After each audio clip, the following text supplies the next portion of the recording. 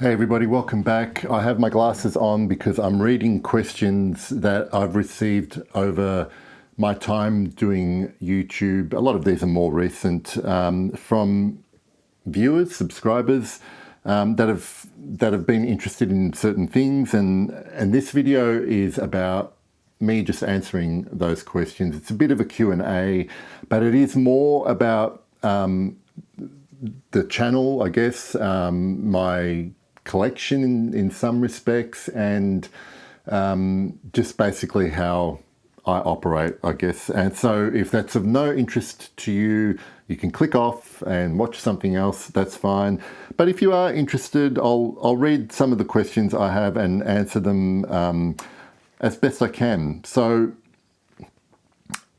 one of the most basic questions that I've received, either here in the comments or on my Instagram, is how big is my bottle collection? I like to refer to it personally as a wardrobe because I really I've really gotten to a stage now where I'm only keeping bottles that I'm going to wear. So I am not one of these people who will collect bottles for one reason you could give for collecting a ton of bottles is you have them for reference, which is totally legitimate reason.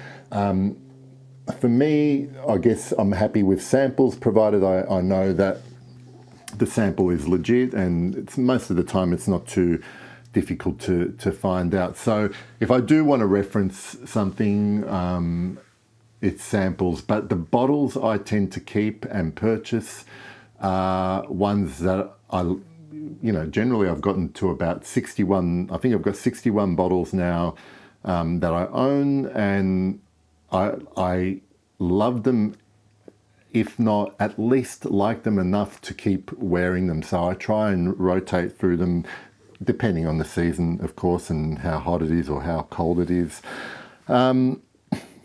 So the answer to that question is 61 bottles, and I have a ton of samples lying around that I use in rotation as well, but they're basically what are going to end up being my reviews on this channel. So that question as well comes up, well, not necessarily comes up to me, but more I genuinely believe you can certainly do reviews on a perfume from a decant or sample. And I know there's this kind of school of thought that, you can't, some people honestly will believe that, you can't do a real review without the bottle. And I get the point that, if you want to see what the bottle looks like, or check how the sprayer works, yeah, okay, that's fine. But that kind of has nothing to do with the juice, the smell. So as long as I know, as long as I'm confident that my decant is genuine, I see no reason why I can't do a review from a sample or decant. What I will say though is it needs to be enough. So I find that generally when I'm going to review a fragrance, I personally need to wear it several times and test it in different environments and conditions, so I can give what I believe is my most thorough review of it. And that's not to say that's the right way to do it. I envy anyone who's able to just smell something once or twice and then talk about it in great detail. Like, I wish that my nose and thoughts were that aligned that I could do it. I really need to get to know a perfume properly so I can feel some level of confidence talking about it. So yeah, that's I'll actually link to a video that I did probably a couple of years ago now about actually talking about my process for testing perfumes and reviewing. So just on the related topic of bottles and samples, for that matter, I do get asked occasionally whether I accept free bottles from brands or wherever they might come from. The short answer is no. I have been given bottles as gifts by friends that I've made in the fragrance community. So never with the intention of, here's a product and can you review it, please? So I've certainly been offered stuff by brands, whether it be contacted via email here or brands have messaged me on Instagram offering to send me bottles for review. And most of the time, my response won't be, no, I'm sorry, I don't accept free bottles. My response will be, please, if you want, can you send me some samples or discovery set, whatever, and I'll smell them, and if I like any of them, I'll review them. And funnily enough, most of the time, brands don't want to do that.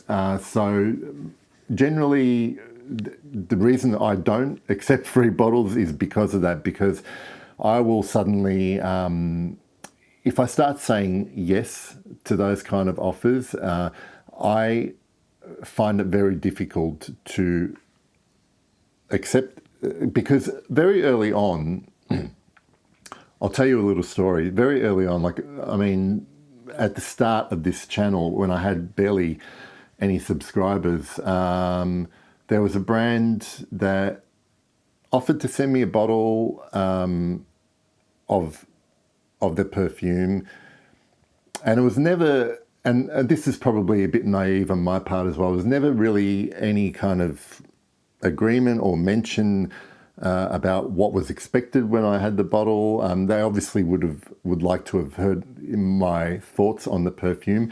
So I got this perfume sent to me, and by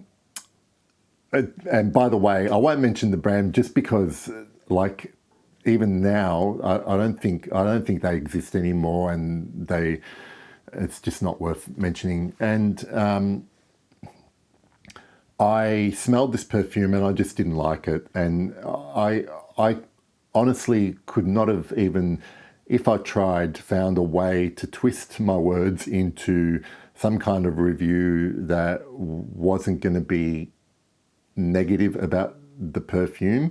And so once I'd done that, I responded to the brand, the person who sent me the perfume, and said, look, as nice as possible, I said, look, this just isn't to my taste. I'm not going to be able to talk about this in a very positive light. And they got annoyed and asked me to send back the perfume at my own expense. So I did that, and I learnt my lesson from that. It's just, for me, it's just not worth it, because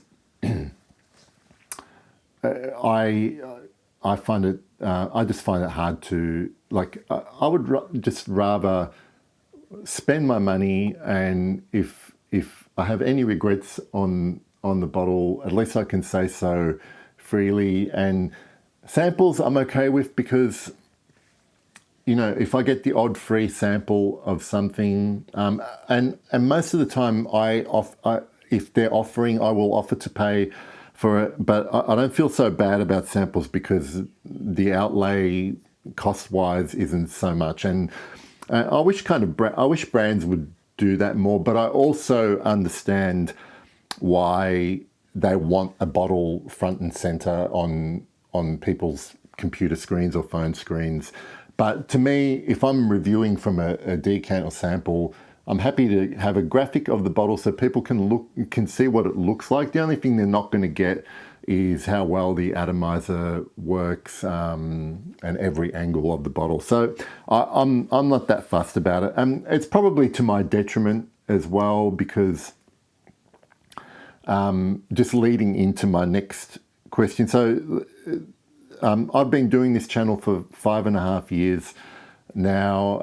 I have about 483 videos uploaded, and my subscriber count at the time of this recording is just a little bit under 9,000 subscribers.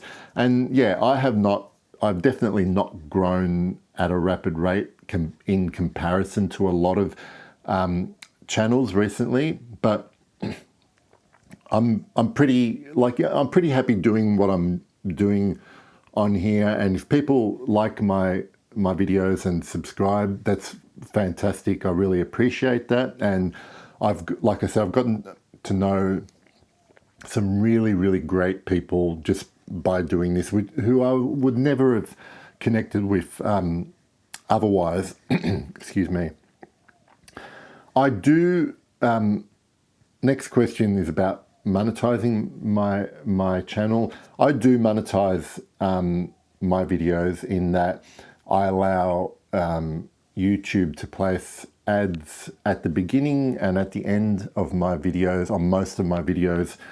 And what that does for me is that on average, over the 5.5 years that I've had this channel, I've been able to probably earn from those ads roughly on average 80 to 90 Australian dollars per month. Okay, so that gives you a little bit of context in terms of the size of my channel, how many views I get on my videos, and this is what I earn from YouTube. So what that allows me to do, that amount of money will, allow me to buy the odd bottle that I'd like to add to my existing bottles, or buy samples, decants, discovery sets, whatever. And I guess in my mind, I justify that because I am a fragrance review channel and I need stuff to talk about and smell. And so the ads allow me to do that without having to accept free product and, not be impartial about it. So yeah, 80 to 90 Australian dollars per month, which I'm pretty happy with. Like I never even expected to make any money from YouTube. In terms of what is my most viewed video here, like about 5 years ago, I did a video comparison, I guess. I had I compared Green Irish Tweed by Creed with a clone of Green Irish Tweed, a supposed clone of Green Irish Tweed from Armagh called Trinwy, I think. I'll leave a link to that video as well. That is by far my most viewed video. And yes, it's been up a long time, but even I notice that when I have little gaps between uploading new videos, which always get a spike in views, that consistently gets a lot of views. And that one at this point is my only video that's reached over 50,000 views, and it's like 20,000 views more than the next best. So it's easily my most popular video.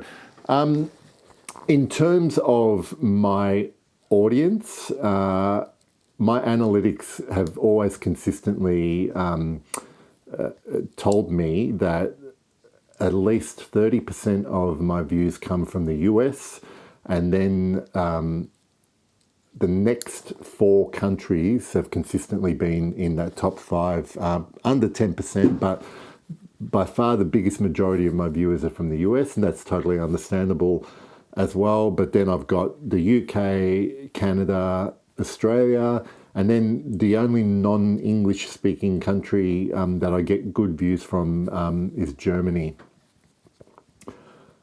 In terms of my demographic, in terms of viewers, I get a pretty good average age group, but mainly they're kind of between the 30 to 45 year olds, and then it sort of spreads out on either side of that. About 85% of my viewers are male, and the rest obviously female or not disclosed.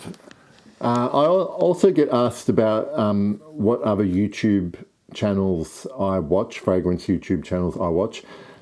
And the short answer to that is not that many. And I'm not going to name specific channels other than to say the channels that I watch these days are not actually necessarily ones that share exactly the same or, you know, very, very similar tastes to me as well. I tend to watch the people I've become friends with through doing this. Like I enjoy watching their take on videos and how they do stuff different to me. Like some of these people are fantastic at editing, which I really am just too lazy to do properly.